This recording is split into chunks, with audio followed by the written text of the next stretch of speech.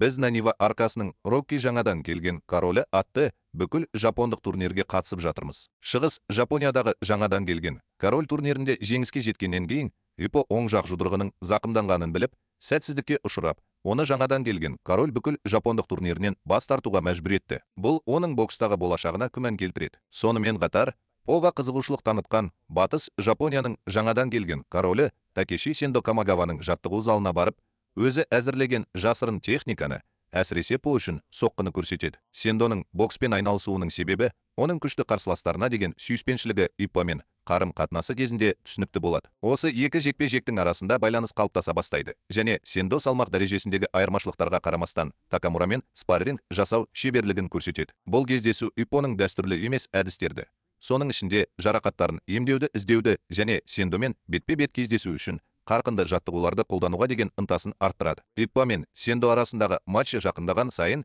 екеуі де мұқият дайындықтан өтеді. Иппо зақымдалған жұдырығымен күресіп, Сендоның керемет соққы техникасына тиімді қарсы тұрудың балама жолдарын іздейді. Күмән мен физикалық шектеулерге қарамастан, Иппо рингте қолынан келгеннің бәрін көрсетуге бел буады. Көптен күткен жекпе-жек Иппо мен Сендо арасындағы қарқынды пікір алмасудан басталады. Иппо қиындықтарға тап болады. Сендоның күшті соққылары оны шегіне жеткізеді. Поның барлық күш-жігеріне қарамастан, Сендоның төзімділігі үлкен кедергі болып қала береді. Жекпе-жек өзінің шарықтау шегіне екі жауынгерде күшті соққылар жасаған кезде жетеді.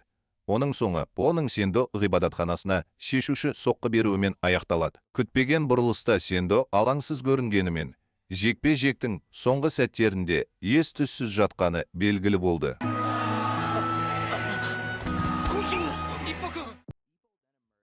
Содан кейін Иппо жеңімпаз болып шығады, және жаңадан келгендердің патшасы ретінде тәжге. Бірақ ол әлі де қарама-қайшылықта қалады. Жеңістің шындыққа жанаспайтынын сезіп, әлі де Сендоны лайықты қарсылас деп санайды. Иппо мен Сендо матчы аяқталғанда, біз екі жаңа ойыншы патшасының сериясын бастаймыз. Иппоны бітіргеннен кейін Мията өзінің бокс шеберлігін шыңдау үшін Оңтүстік Корея мен Таиландқа баратынын айтты. Осы уақытта Камагава спорт залына Поның адал жанкүйері Ямада бастаған көптеген жаңадан келген боксшылар келеді. Қарқынды сот процесіне қарамастан, Ямада По тәлімгерлігін алады. Сонымен қатар, По қазіргі чемпион Дате Остриді кездестіреді. Бұл Датенің Сендо, Машиба және Мията сияқты басқа да керемет боксшылармен салыстырғанда шеберлігіне қызығушылық тудырады. Бір айдан кейін Иппоның қалпына келтірілген оң жұдырығы оның жекпе-жекке дайын екенін көрсетеді. Біз Дейт және Накатай Джиммен спарринг өткізуге мүмкіндік алдық. Онда Иппо Дейттің штопорды соғу техникасымен танысады. Спарринг шиеленісті болды және По өз шегіне жетті. Сайып келгенде Дейттің жүрек соғысы соққысына көнді. Дегенмен, Поның тұрақтылығы Дейтті таңғалдырады. Бұл өшпес із қалдырады. Спарринг туралы ойлана отырып, Иппо Ямадамен өз тәжірибесімен бөліседі. Ол барлық қиындықтарға қарамастан, Иппоның табандылығынан шабыт алады. Сонымен бірге, күннің болашақ жоспарлары туралы қауесеттер рингте чемпионмен кездесу мүмкіндігін аңсайтын Иппо үшін белгісіздік тудырады. Осыдан кейін, Поға жаңадан келгендердің бұрынғы патшасы Окита қарсы шығады. Бұл эпизод Окитаның шеберлігін көрсетеді.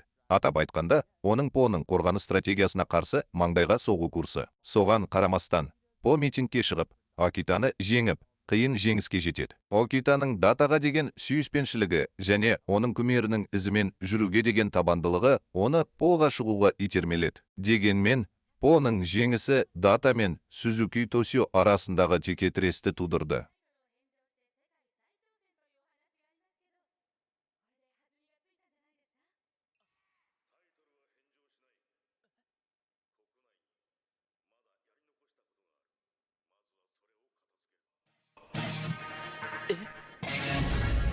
Бас тартып, Поға қатыгездікпен қарап, сенімді жеңіске жетті. Бұл оған дәл осындай сенімді көзқараспен жауап береді. Бұл кездесу Поны 5-ші орынға қояды, және оның бойында шешімділік сезімін оятады. Бұл бізді Джоулттың қарсы шабуылына келеді. Таиландқа оралғанда, Мията Джимми Сисфарға қарсы шығады. Онда Миятаның әкесі жай ғана атақ-даңққа құмар жын-перілердің ықпалын таниды және Миятаға сенімділік қажет деп есептеп, матчтан бас тартады, құрылыс жеңеді. Мията тілдік кедергілерге байланысты жергілікті тұрғындардың скептицизміне тап болған кезде, Джиммиді тым күшті деп санайтын Пиодан жапондық жауынгерлерді қабылдау туралы біледі. Мията әкесінің шешіміне қарсы шығып, өзін дәлелдеу үшін Джиммимен бетпе-бет кездесуге ниетті. Әкесінің Джиммидің күші мен стильдердің сәйкес келмеуі туралы алаңдаушылығына қарамастан, Миятаның ұстанымын зерттегісі келетін жанкүйер Чанамен күресуге бел буады. Мията өзінің техникасын қайта қарап жатыр. Осы уақытта Миятаның әкесі ұлының табандылығын түсініп, Джиммиді зерттеп жатыр. Жаттығу кезінде Мията бокс бақытының мәнін түсінгенше бар күшімен күреседі. Содан кейін ол Пайомен спарринг өткізіп, өзінің жақсарғанын көрсетеді. Ал әкесі Миятаның серпіліске жақын екенін байқайды. Матч күні Мията жүйкесімен күреседі. Оның әкесі мен Кейта оның жетістіктерін мойындайды, бірақ Джиммидің шеберлігі туралы ескертеді. Мията Айпоның өзіне деген сенімділігін арттыратын табандылығын есіне алады. Жекпе-жек жүріп жатқанда жиналғандар Джиммиді қолдайды. Бірақ оның әлеуетіне сенетін Миятаның жақтастары пайда болады. Сәтсіздіктерге және құлақ қалқанының жарылуына қарамастан, Мията Джиммидің қимыл қозғалысын талдай отырып, өзінің жаңа әдісін итеру есептегішін қолданады. Шешуші сәтте Мията қарсы шабуыл жасап, Джиммиді құлатып, матчта жеңіске жетеді.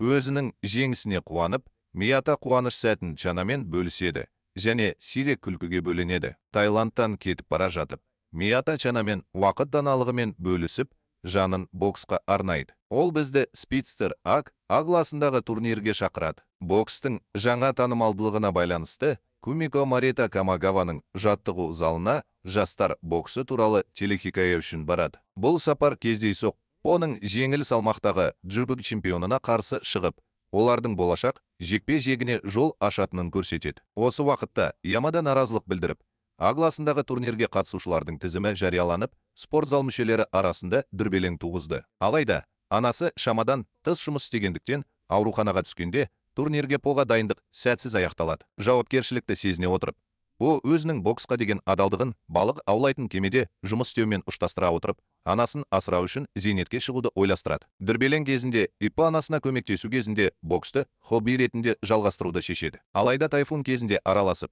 Иппоның спортқа деген құштарлығын қайта жандандырған бұрынғы бұзақысы Умазаваның қолдауына ие болған кезде оның табандылығы артады. Бастапқыда отставкаға кеткеніне қарамастан, Иппо ақырында жаттығу залына қайта оралып, құрдастарының таңданысы мен қуанышын тудырды. А сыныбындағы турнир жақындаған сайын, Иппо ерекше жылдамдықпен шеберлікке ие аутбоксшы Саки Такумамен бетпе-бет келеді. Жекпе-жек екі жекпе-жектің де стратегиялық маневрлерінің арқасында өрбіді, бірақ бұл сәтсіздікке ұшырады. Өйткені Саки оң көзінің ісінуін пайдаланып, соқыр нүкте жасап, артықшылыққа ие болды. Қиындықтарға қарамастан, Пол үшін алаңдайтындарды тыныштандыру ниетімен табандылық танытады. Ол өзінің стратегиясын психика бұрышта тұрған кезде денеге соққыларды нысанаға алу арқылы бейімдейді және сайып келгенде қарсыласының дәл ырғағын жеңіп, оның соқыр жерін пайдалана алады. Жекпе-жек Иппоның жеңісімен аяқталады. Бұл оның турнирдің соңғы раундындағы жеңісін білдіреді.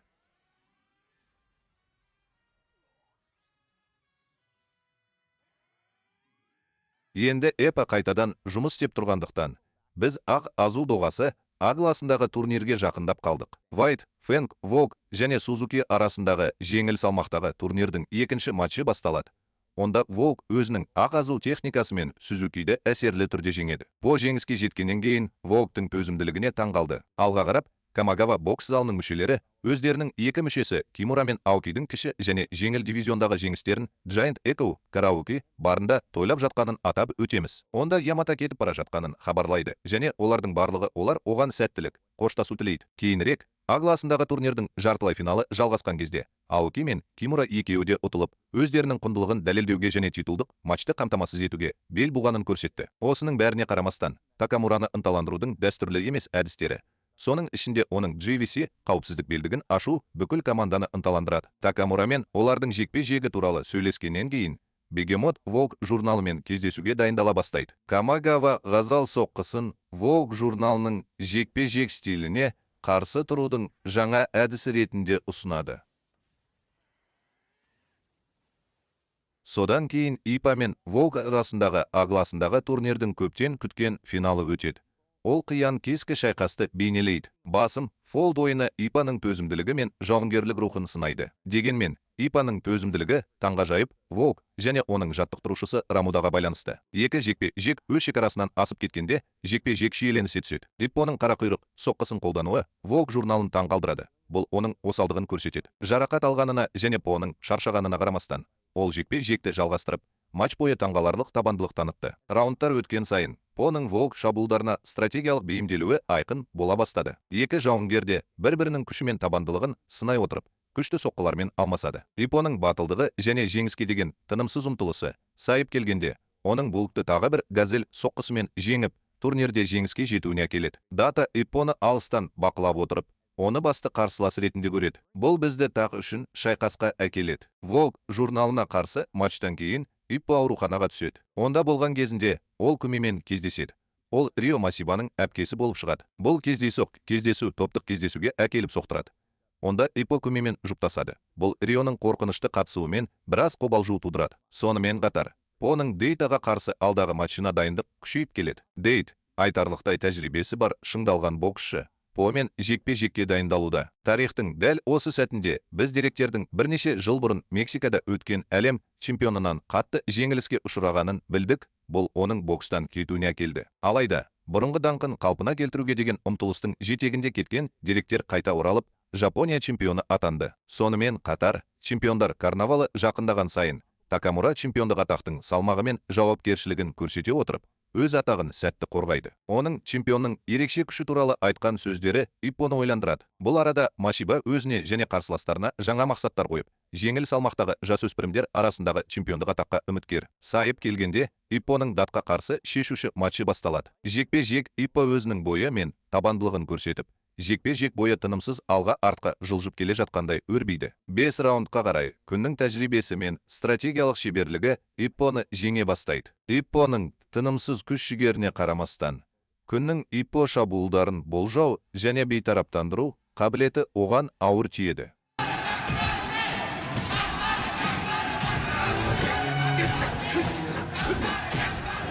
Маңызды сәтте Дате жүрегін жаралайтын соққы береді.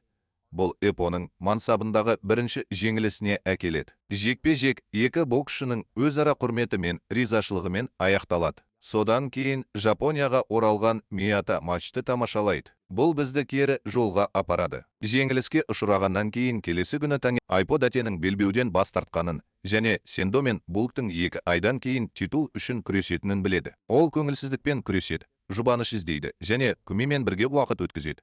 Өкінішін білдіреді және оны қолдағандар үшін жеңістің маңыздылығын мойындайды. Датеден жеңілгені туралы жазбаны қарап отырып, Иппо Датенің жеңіске деген мызғымас міндеттемесімен салыстырғанда оның табандылығы жоқ екенін түсінеді. Бұл арада Сендо мен Вог арасындағы чемпиондық жекпе-жек өтеді.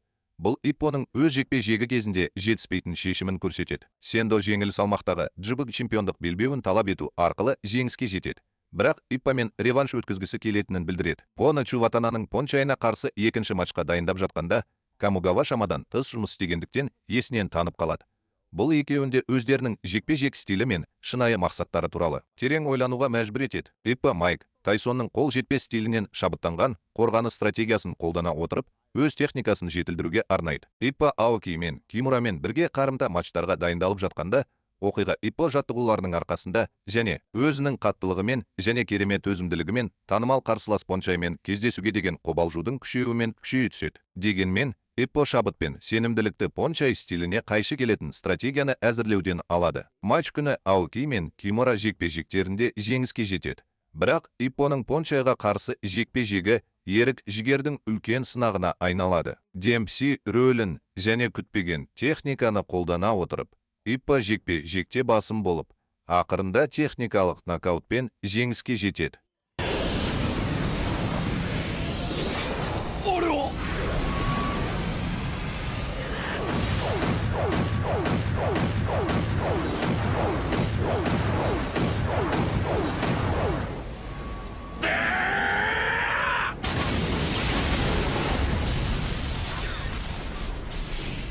Өзінің жеңісін тойлай отырып, Иппо Сендоның реваншқа өтінімін қабылдайды. Бұл оның бокс әлеміндегі орнын қалпына келтіруге деген жаңа шешімі мен дайындығын көрсетеді. Бұл бізді Аоки мен Кимураға арналған жастар арасындағы құқық бұзушылар күні сюжетіне әкеледі. Иппо, Аоки және Кимура өздерінің қиын өткенін және Такамураның жетекшілігімен бокстың олардың өмірін қалай өзгерткенін еске алады. Такамура ешқашан жаттығуда табысқа жете алмаса да, олардың спортқа деген ризашылығы, олардың бір күні одан асып түсуге деген ұмтылысын арттырады. Осы уақытта Осакада Камигава мен Яги Сендоның Такуманың психикасына қарсы алғашқы титулды қорғанысын тамашалады. Сендоның психиканы қаншалықты басып жаншып жатқанына таң қалған Сендо жылдамдық жұлдызын шамамен бір нокаутпен тез жеңіп, титулын бірінші рет қорғады. Бұл бізді таудағы жаттығу алаңына апарады. Сендоның титулды қорғаудағы психиканы жеңгенін көргеннен кейін, Сендо Камигава мен Ягиге жақындап, оған По мен тезірек күресуге рұқсат беруін сұрайды. Камигава оған мұны істейтінін айтады. Өйткені По жақын арада бірінші нөмірлі үміткер болады. Бірақ Сендоға олардың джибу чемпиондық белбеуіне келетіндерін ескертеді. Сендо қоқан-лоққыдан бас тартып, По техникасынан қорықпайтынын айтады. Содан кейін Кагава Поны ұрысқа дайындау үшін тауда күрделі оқу-жаттығу жиынын ұйымдастырады. Онда По Демпсидің әйгілі лақтыру техникасының шектеулері туралы біледі және оны одан әрі жетілдіруге ұмтылады. Алға қарай жүгіре отырып, Дате Поға Демпсидің Сендо сияқты аяусыз қарсыласымен күрестегі мүмкіндіктерін қайта қарауға кеңес береді. Бірақ Камигаваның ескі қарсыласы Накота бастаған қарқынды жаттығулар Иппоны шыңдауға бағытталған. Бұл күш пен шеберлік. Лагерь кезінде Иппо Демпси рөлінің толық еместігіне тап болады. Камигава мен Накота өз тәжірибелерімен бөлісіп, тек физикалық емес, ақыл, ой күші мен бокстың маңыздылығы туралы әңгімелейді. Дакотаның даналығы мен нұсқаулары Иппода алдағы жекпе-жектің қысымы мен үмітіне тап болған кезде терең резонанс тудырады. Бұл арада Иппо Шигета Акира есімді солақай боксшымен спаррингте күресіп жатыр. Бұл Иппо әдеттен тыс боксшыларға қарсы тұруды қалай үйреніп жатқаны туралы түсінік береді. Жаттығу залына оралғанда, мен спорт туралы жазатын Мери есімді әйелдің Иппоның жетістігіне қызығатынын көрдім. Рингке оралғаннан кейін Такамура тек сол қолына сүйеніп, өзінің артықшылығын көрсетіп, бокс қауымдастығында пікірталас тудырып, бірегей жекпе-жекте өз атағын қорғайды. Накотаның нұсқаулары спорт зал мүшелері үшін баға жетпес құндылыққа ие болып, қоғамдастық сезімін арттырады. Бірақ өзінің эгоизміне байланысты Накота мен Камигава жанжалдасып, Накотаның жаттығу залынан кетуіне себеп болды. Содан кейін По Сендо мен Шигетаға қарсы титулды қорғау матчына билеттер алады. Бұл Поның финалға апаратын бокс әлеміне саяхатындағы маңызды сәттің жақындағанын білдіреді. Бұл Лоллапалуза сериясының бөлігі. Сендо Такеши мен Шигета Акира арасындағы жеңіл салмақтағы әлем чемпионы атағы үшін жекпе-жек Осака префектурасының спорт залында өтеді. Иппо мен Камигава жекпе-жек басталар алдында Сендоның әжесімен кездеседі. Таңқаларлық бұрылыста Шигета бір раундта басым болып, Сендоны абдырап қалды. Иппо өз стратегияларын ұсынады. Бірақ Камигава Сендо мен Иппоның жекпе-жек стилі арасындағы түбегейлі айырмашылықты байқайды. Сендоның сол жақ соққысын Шигета қарсы алады. Ол Сендоның осалдығын пайдаланып, бірінші раундты өз пайдасына аяқтайды. Екінші раундта Сендо шабуылдарды өткізіп жібереді. Ал Шигета күшті соққылар жасайды. Камигава Шигетаның қорқынышты оң қолын таниды. Бұл оның бұрынғы оң қолды жауынгерін еске түсіреді. Сендоның қатал реакциясына қарамастан, Шигета үстемдік етуді жалғастыруда.